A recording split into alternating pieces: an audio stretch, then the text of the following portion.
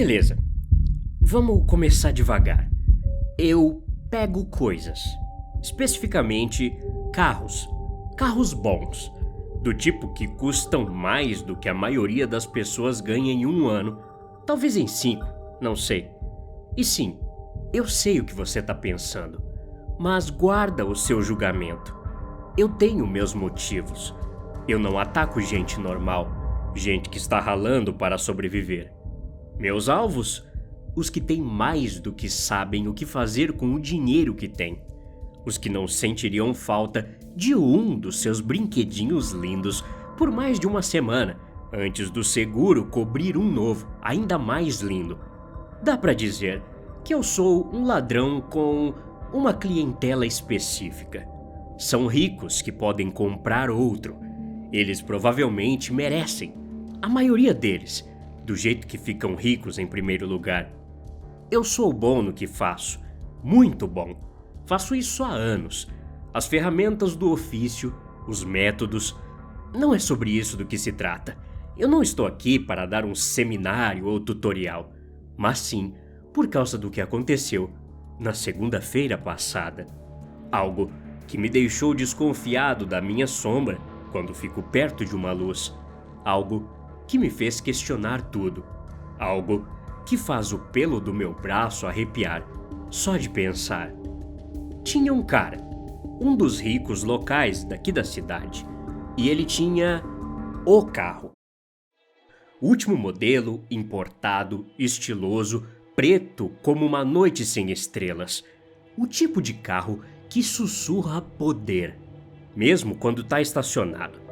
Eu tinha visto o cara pela cidade, andando nele com aquela cara de pau. Ele virou meu projeto de vida. Você não chega e pega um carro desses. Não. Não se você quiser continuar fazendo isso como meio de se sustentar na vida.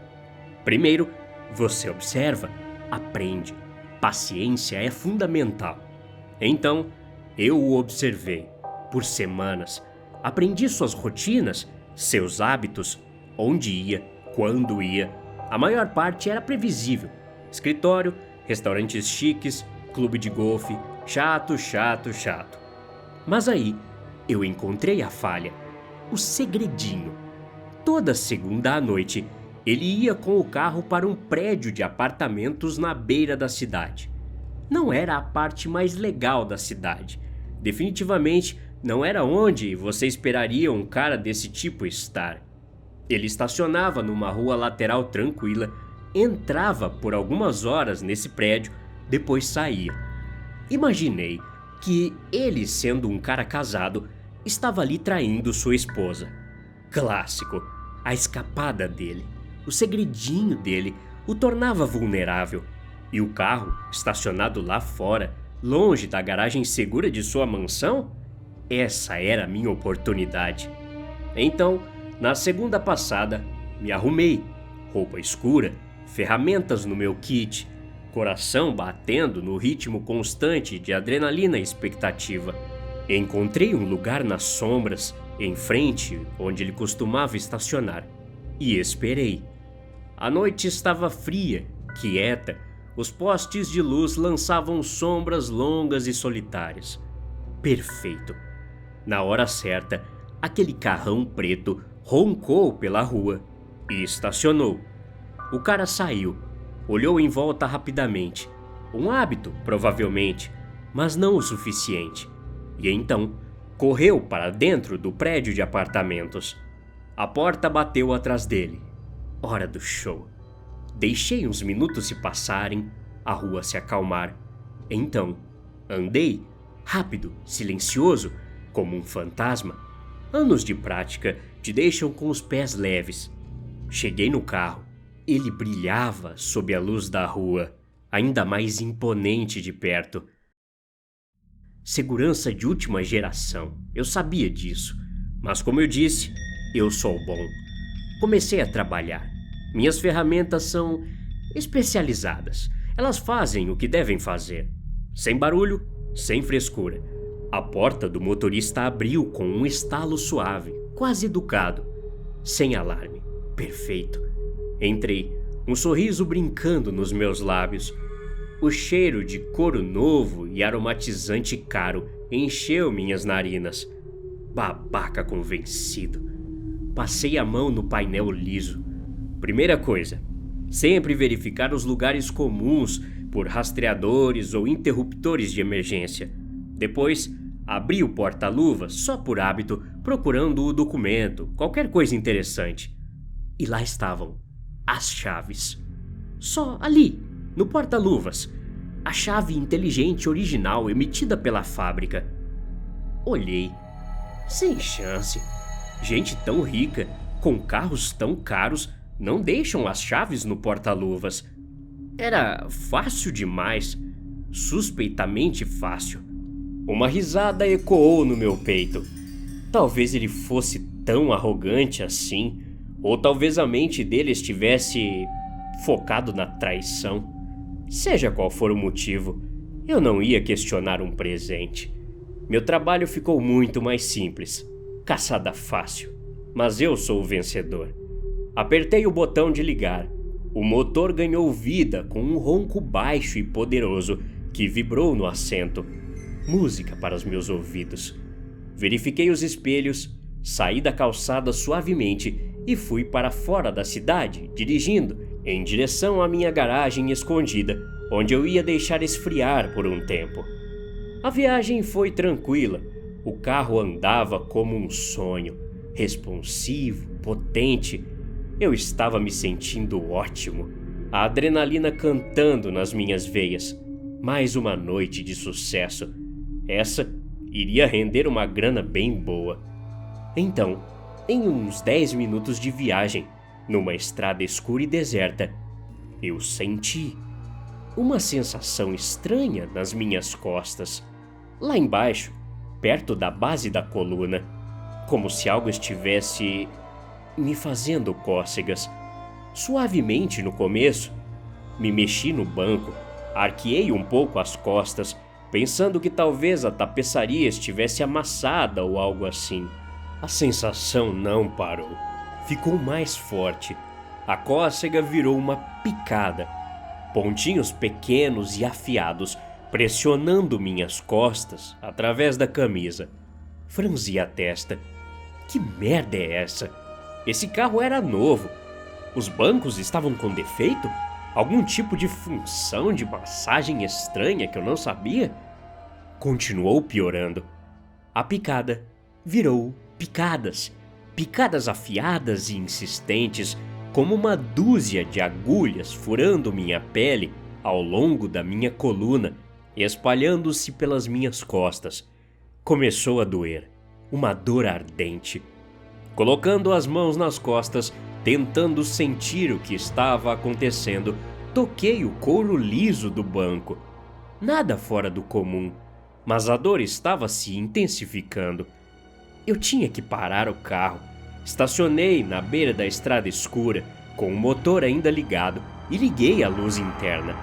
A dor estava muito forte nesse momento, como se minhas costas estivessem pegando fogo, sendo perfuradas em 100 pontos diferentes.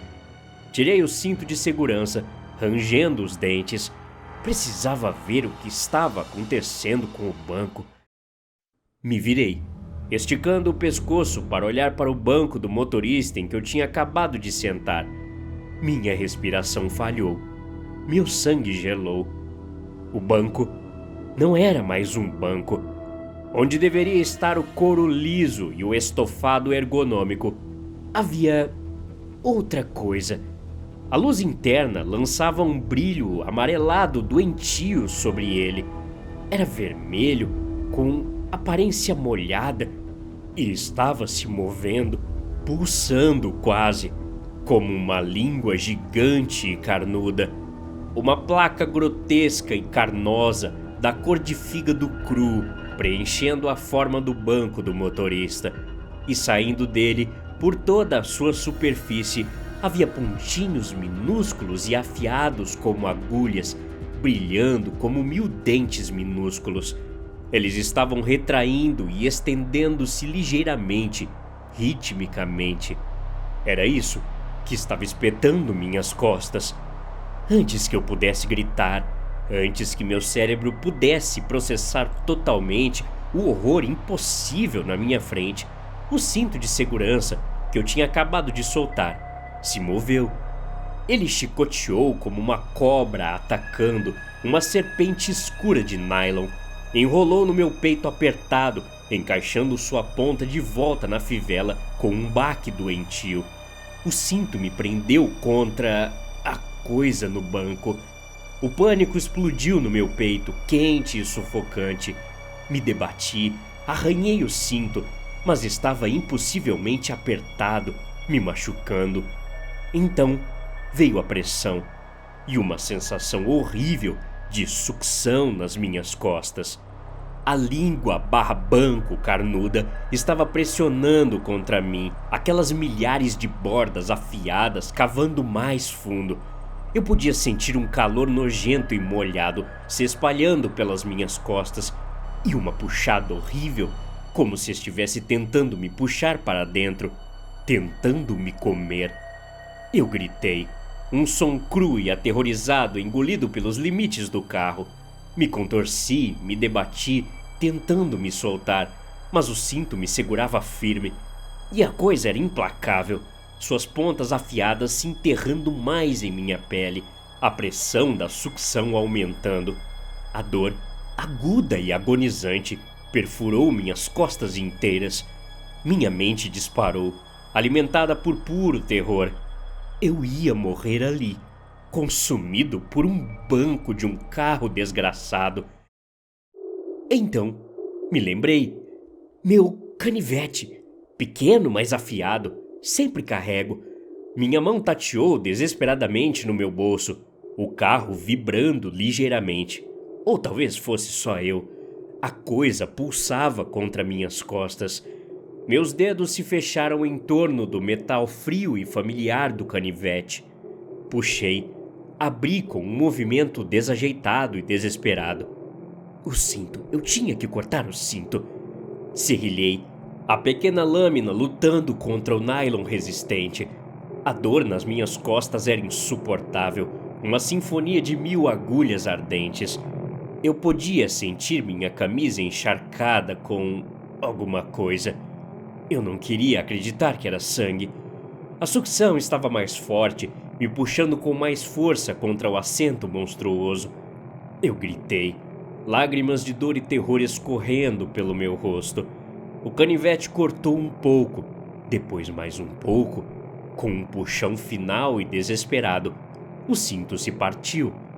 Me joguei para frente em direção ao volante, um suspiro rasgando meus pulmões. Minhas costas estavam pegando fogo.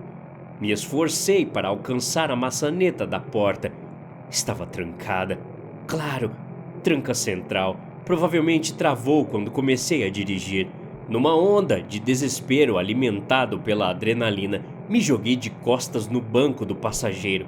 Graças a Deus, aquele banco ainda parecia um banco normal. E chutei com as duas pernas com força na janela do motorista. Meus calcanhares se conectaram com o vidro. Ele trincou, mas não quebrou. Chutei de novo, com toda a força que eu tinha. A janela explodiu para fora. Não hesitei. Me contorci, arranhei e me joguei pela abertura, sem me importar com as bordas irregulares dos vidros que me cortariam. Caí com força no acostamento de cascalho da estrada. A dor se espalhando pelas minhas costas já dormentes, meus braços, minhas pernas. Não olhei para trás. Me levantei e corri. Corri como nunca tinha corrido na vida, para longe daquele carro, para longe daquela coisa. Eu não me importava com minhas ferramentas, não me importava com nada, exceto em ficar o máximo de distância possível entre mim e ele. Corri até meus pulmões queimarem e minhas pernas cederem. Então, tropecei na mata e me escondi, tremendo, sangrando, até o sol nascer. Nunca mais voltei para o carro. Não quero saber se ele ainda está lá.